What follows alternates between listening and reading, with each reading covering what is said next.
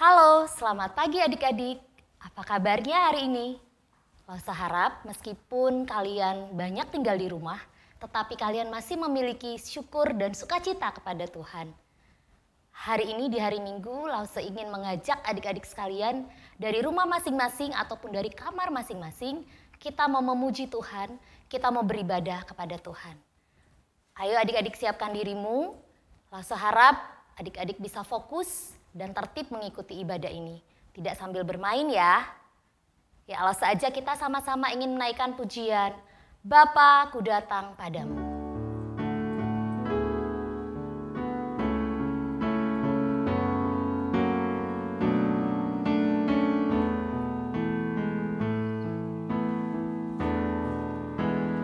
Bapa-Ku datang padamu, naikkan ucapan syukur atas kasih anugerah-Mu yang indah setiap hari. Pagi hari, siang hari, sore dan malam hari, tak hentinya mengucap syukur atas kebaikan-Mu. Kita nyanyikan pujian ini sekali lagi. Kita mau datang kepada Tuhan. Bapa-Ku datang padamu, naikkan ucapan syukur atas kasih anugerah-Mu yang indah setiap hari. Pagi hari, siang hari, sore dan malam hari, tak hentinya mengucap syukur atas kebaikan-Mu. Mari adik-adik kita berdoa. Tuhan Yesus, terima kasih atas penyertaan-Mu sepanjang minggu ini di dalam hidup kami. Tuhan sudah menolong kami saat kami belajar di rumah. Saat kami tidak bisa bermain dengan teman-teman secara bebas, Tuhan boleh menghibur kami.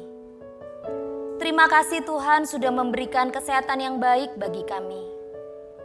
Terima kasih juga untuk papa mama yang boleh mengasihi dan menjaga kami. Bapak, pagi ini kami juga bersyukur di hari Minggu ini kami boleh tetap datang beribadah kepadamu meskipun dari rumah kami masing-masing. Kami berdoa biarlah Tuhan boleh disenangkan dengan pujian kami. Dan kami juga boleh diberkati oleh firman Tuhan yang akan kami dengarkan. Inilah doa kami Tuhan Yesus yang kami sampaikan kepadamu. Amin. Adik-adik, tahu tidak buku yang paling laris di dunia ini? Ada yang tahu? Yang pasti bukan buku Harry Potter loh ya. Ya, Alkitab. Alkitab adalah buku yang paling laris dibeli di dunia ini. Dan Alkitab adalah buku terindah yang kita miliki. Alkitab adalah surat cinta dari Tuhan dan berisi kebenaran. Sebentar lagi adik-adik akan mendengarkan firman Tuhan. Mari kita nyanyikan pujian ini, Alkitab buku terindah.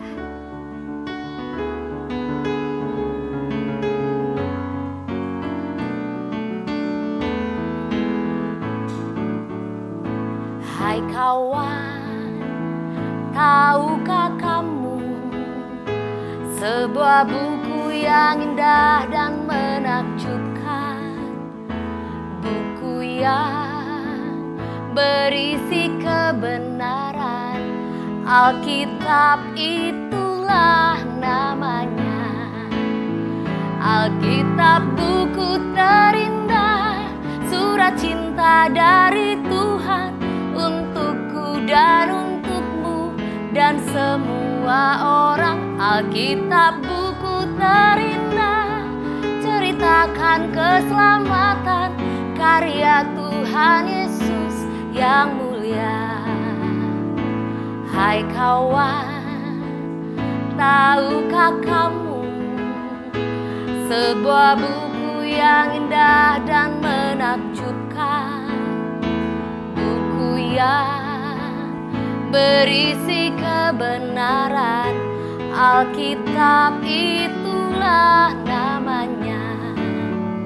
Alkitab buku terindah, surat cinta dari Tuhan untukku dan untukmu dan semua orang. Alkitab buku terindah, ceritakan keselamatan karya Tuhan Yesus yang mulia. Alkitab buku terindah, surat cinta dari Tuhan untukku dan untukmu dan semua orang. Alkitab buku terindah, ceritakan keselamatan karya Tuhan Yesus yang mulia. Karya Tuhan Yesus yang mulia. Karya Tuhan Yesus yang mulia.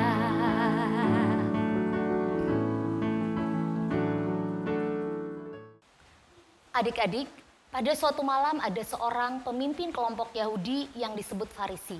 Namanya Nikodemus. Dia ingin datang bertemu dengan Tuhan Yesus. Dia ingin berbicara lebih dalam dengan Tuhan Yesus. Alkitab memang tidak menyebutkan kenapa dia datang pada malam hari. Tetapi kita juga tahu bersama dari Alkitab bahwa kelompok orang-orang Yahudi begitu membenci Yesus. Dan mereka ingin menyingkirkan Yesus. Mungkin ini menjadi alasan kenapa Nikodemus ini takut atau tidak berani bertemu dengan Tuhan Yesus di tempat umum di siang hari. Nikodemus ini telah mendengar tentang siapa Yesus. Dia sudah menyaksikan mujizat yang telah Tuhan Yesus lakukan. Dan Nikodemus tahu bahwa Yesus adalah guru yang diutus oleh Allah. Namun Yesus berkata kepada Nikodemus, kalau kamu ingin melihat kerajaan Allah, kamu harus dilahirkan kembali.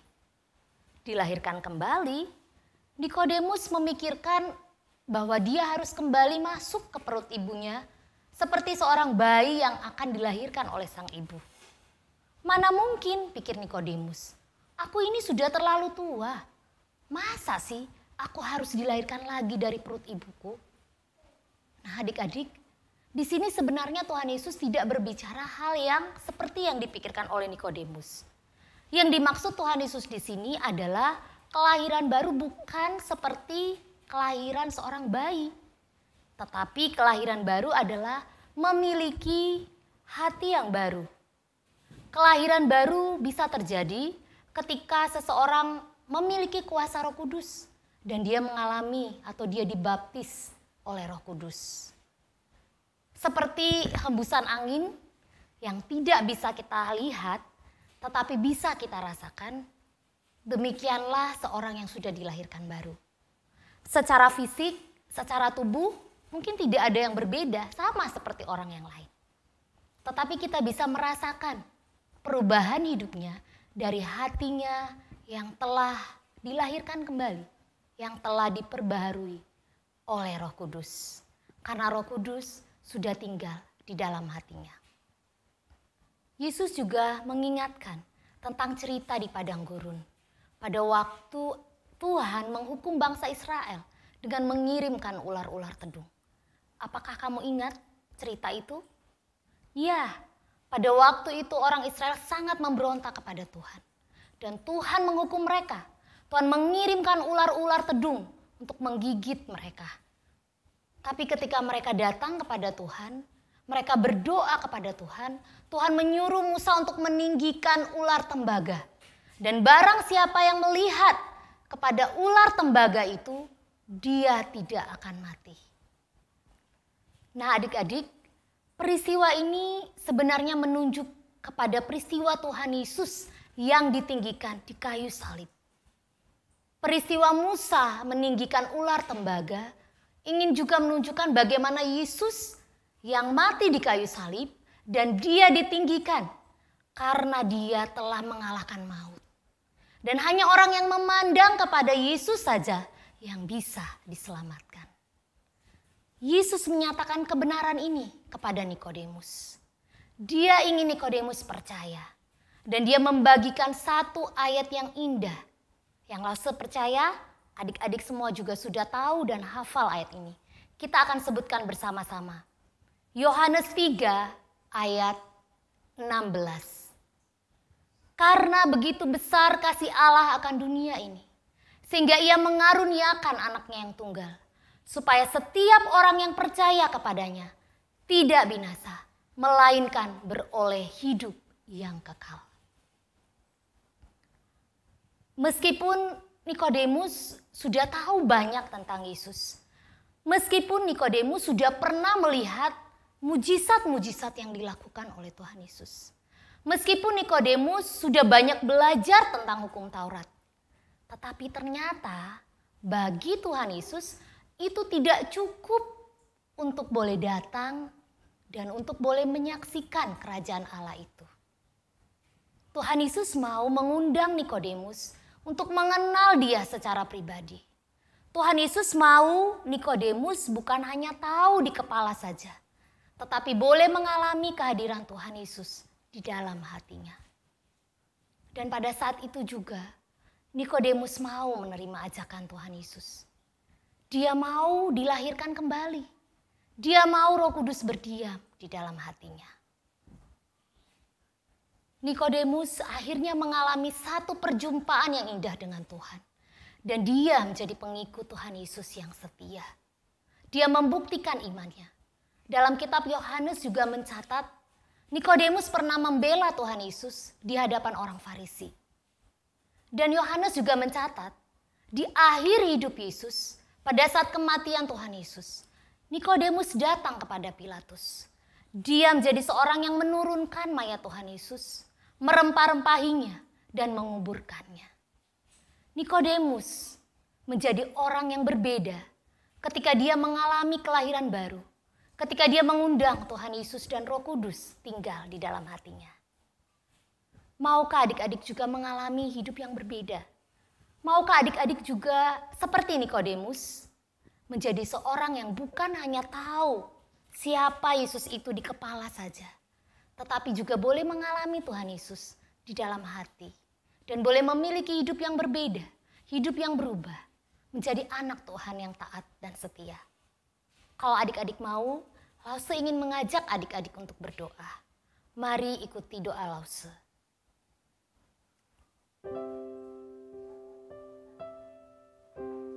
Tuhan Yesus, saya mau memiliki hati yang baru seperti Nikodemus. Tolong saya untuk menerima Engkau di dalam hati saya, sekarang dan selamanya. Pimpin saya untuk melakukan setiap perintah-Mu. Yakinkan saya bahwa Tuhan Yesus selalu menyertai saya. Di dalam nama Tuhan Yesus, saya berdoa. Amin. Selamat hari Minggu adik-adik semua. Tetap jaga kesehatan dan kerjakan tugas-tugasmu dengan baik. God bless you all.